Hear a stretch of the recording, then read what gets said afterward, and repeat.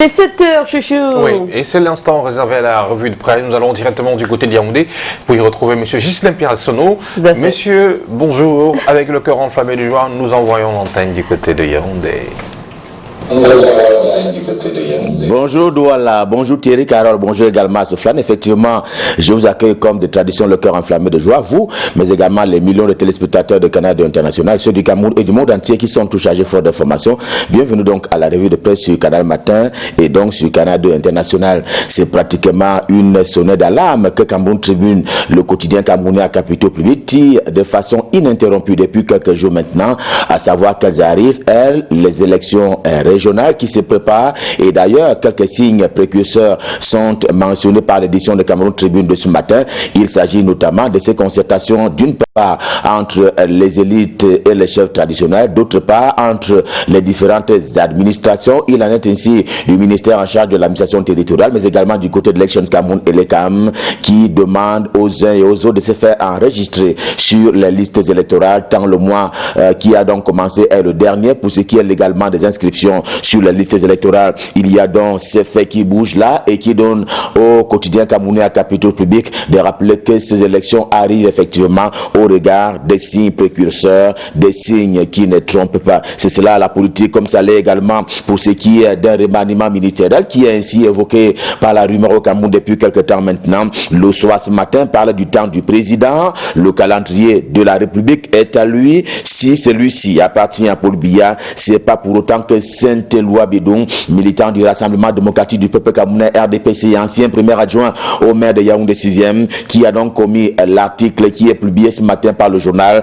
eh bien, il ne demande que des actions fortes de la part du président de la République. Il en est ainsi de la réponse pour ce qui est des fiascos de la CAN, les CAN ratés, même si l'on sait qu'après, il y a eu la survenue de la Covid-19, il y a quand même eu un fiasco et Saint-Éloi Bidon attend qu'il y ait une réponse présidentielle par rapport à ce fiasco. Il y a également la gestion financière de la Covid-19 qui fait les choux gras de la presse depuis quelque temps. Il attend également que Paul Biya apporte une réponse, question de donner raison ou pas aux populations camerounaises qui en redemandent. Il en est ainsi également des questions qui ont trait aux routes sur l'ensemble du territoire camerounais, autant de faits qui amènent Saint-Éloi Bidon à demander que Paul Biya agisse pour que l'on sente bien entendu sa présence en tant que tel, en tant que président de la République, et cela va contribuer à restaurer ce qu'il appelle la dignité des Camerounais. Il faudra pour ainsi dire compter avec les partenaires pour parler de la diplomatie, des relations bilatérales entre le Cameroun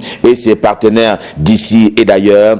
Paul Biya lui-même tenu par un échec, mais possible par rapport justement à la convergence sur le sol camerounais comme des prédateurs. Les deux puissances françaises et américaines veulent sauter sur le Cameroun. Si l'on s'en tient au quotidien Le Messager de Jean-François Chanon, le journal tient pour courageuse la décision du président camerounais Paul Biya de ne plus brader le sol et le sous-sol camerounais, d'où donc des attaques de part et d'autre que le peuple comprend, mais de moitié. C'est ce qui explique d'ailleurs que l'après Biya se joue déjà, et si l'après Biya se joue au regard de ce qui est proposé par le quotidien Le Messager, cela se fait par personnes interposées, parfois sur la base des Camerounais eux-mêmes. Mordecus également en kiosque ce matin soutient pour cela que, bien d'accord, peu ou mal connu du grand public camerounais, restent cependant en vigueur. Ces accords-là lient la France à un certain nombre de pays, et le journal parle d'une quinzaine de pays africains. La France a tous les droits et l'Afrique tous les devoirs. La première, pour parler de la France, est au-delà de un bon point, et la deuxième, Maigrichon, vous le voyez sur l'image qui accompagne le texte du journal Mordecus édition de ce jour, sur ces entrefaites que la vérité justement hebdomadaire d'information générale également en kiosque ce matin se propose d'établir sur la succession à la tête de l'État du Cameroun. Un train peut en cacher un autre à Panton, Paul peut en cacher un autre, je vais dire, Paul Biya peut cacher un autre Biya, c'est-à-dire Franck Biya, dont le journal justement dit ce matin qu'il fait montre d'humilité et de courtoisie, allant ainsi avec un certain nombre de qualités de grands hommes d'État. Mais pour le moment, Paul Biya, le président, dirige donc le Cameroun avec le concours de cet homme, Samuel Mvondo Ayolo. C'est le ministre directeur du cabinet civil de la présidence de la République qui a été depuis quelque temps épinglé par une certaine opinion, par une certaine presse, dans une affaire de résidence du côté de Paris en France. Eh bien, le journal Meyome Sal Hebdo le présente ce matin comme étant blanc comme neige au sujet de la résidence de Saint-Maur des Fossés. Nous sommes là à Paris et nous sommes là en France. Revenons à la maison au Cameroun avec l'événement qui est porté par le journal Événement ce matin, et celui-ci est l'aéroport de Kribi sur la cité balnéaire Kribi. Eh bien, cet aéroport-là est né avant la honte. C'est que le projet de construction de cette infrastructure n'a toujours pas prospéré depuis que cela a été lancé dans les bonnes volontés politiques camerounaises. Le site est toujours à l'abandon et cela dure depuis 22 ans. Alors, question formulée par le journal, eh bien, qu'est-ce qui n'a pas marché? Pourquoi vous faites cela à Paul Biya? S'interroge ainsi le journal L'événement en kiosque ce jour. Réflexion également en kiosque, demande au hibou de cesser bien entendu de siffler mal au-dessus et en direction de certains membres du gouvernement de l'équipe Joseph Dion Ngouté, à l'instar de Georges Elanga Obam, dont on sait qu'il est chargé de la décentralisation et du développement local, ou encore de lui Paul Moutazi en charge des finances au Cameroun. Quant à réalité, le journal de Pongware qui dit il s'agit de souligner une action gouvernementale sur le terrain, et elle a été conduite du côté de Doug par Emmanuel Ngano Djomessi, c'est le ministre camerounais des Travaux publics. Il est donc intervenu question de redonner la vie au bac sur le BAM, dont on sait hélas qu'il a coulé, et le ministre est allé immédiatement sur le terrain, question d'apporter une solution également immédiate. Réalité qui a fait un travail à tout le moins en commun avec l'hebdomadaire Singan, s'agissant de ce confrère en porte-à-faux avec le ministre René Emmanuel Sadi en charge de la communication, et Singan dit que la gestion calamiteuse des fonds de la Covid-19 a donc amené des officines du ministre Manaouda Balachi a traîné l'image du ministre René Emmanuel Sadi de la communication dans la boue, dans ce qu'il est convenu d'appeler un bourbier de soupçons de détournement de fonds publics.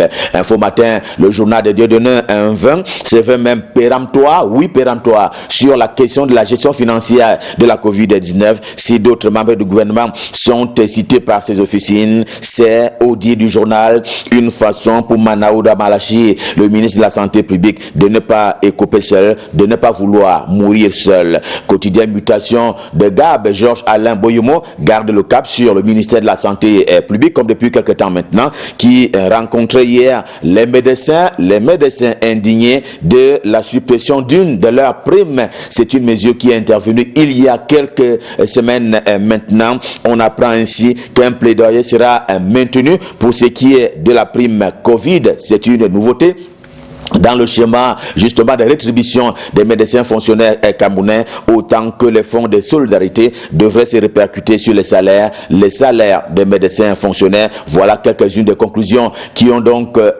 tranché, qui ont sanctionné la rencontre hier à Yaoundé entre le ministre de la Santé publique et notamment les patrons des organisations des médecins pour défendre ainsi leurs intérêts. D'ailleurs, EcoSanté en kiosque ce matin parle pour ainsi dire d'un accord, un accord parfait entre l'ordre des médecins et le gouvernement de la République au regard de ce qui est sorti donc de cette concertation hier ici même à Yaoundé. Diapason, c'est le journal de François Mboka. Il est en kiosque ce matin. Voyez déjà le président de la République Paul Biya indexé par rapport à ses revendications des médecins camerounais, et parce qu'il est le premier des Camerounais et ne pas prendre en compte des revendications d'un corps aussi stratégique conduirait à la fuite des cerveaux, comme cela a été le cas par le passé. Dans le schéma des revendications salariales, le quotidien Émergence Biaga également en kiosque ce jour, eh bien, il tient à l'ordre du jour les frustrations des greffiers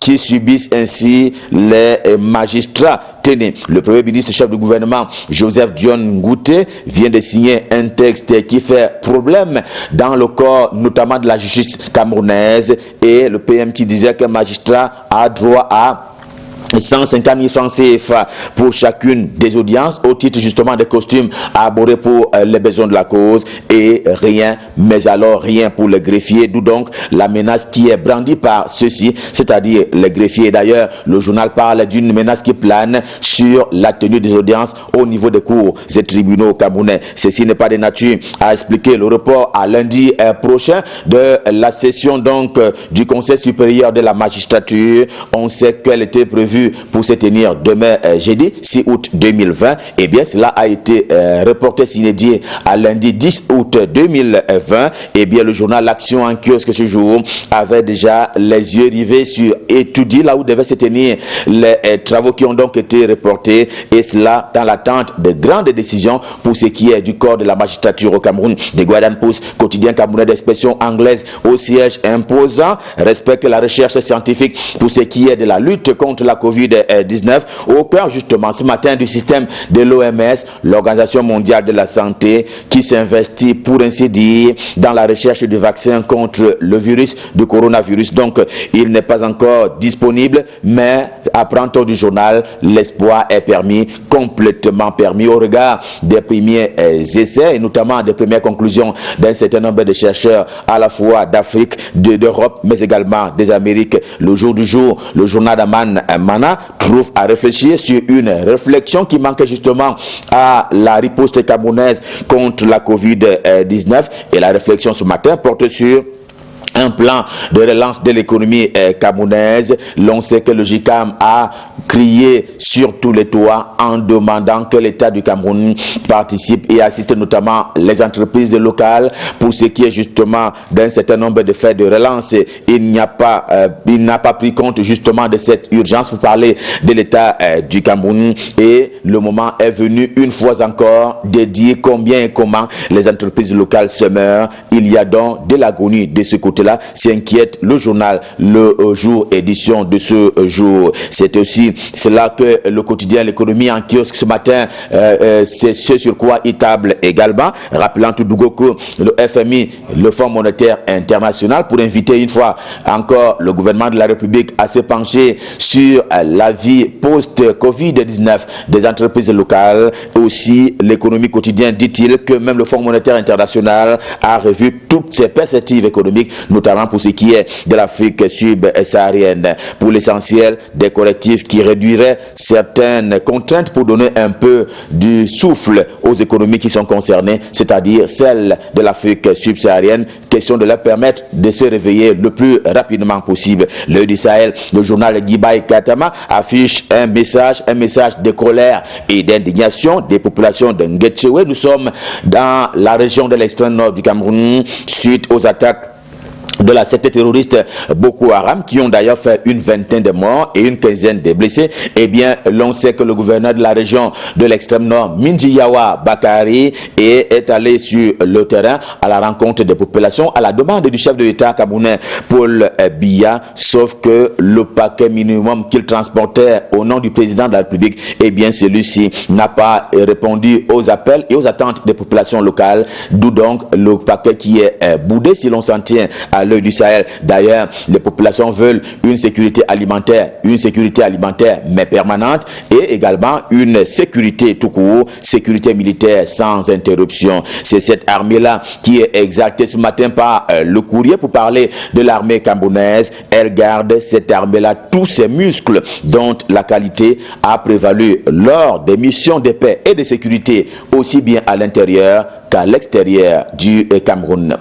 Revue de presse Made in Cameroun, édition de ce jour Stop Fin, le cœur enflammé de joie. Bien entendu, nous vous avons servi.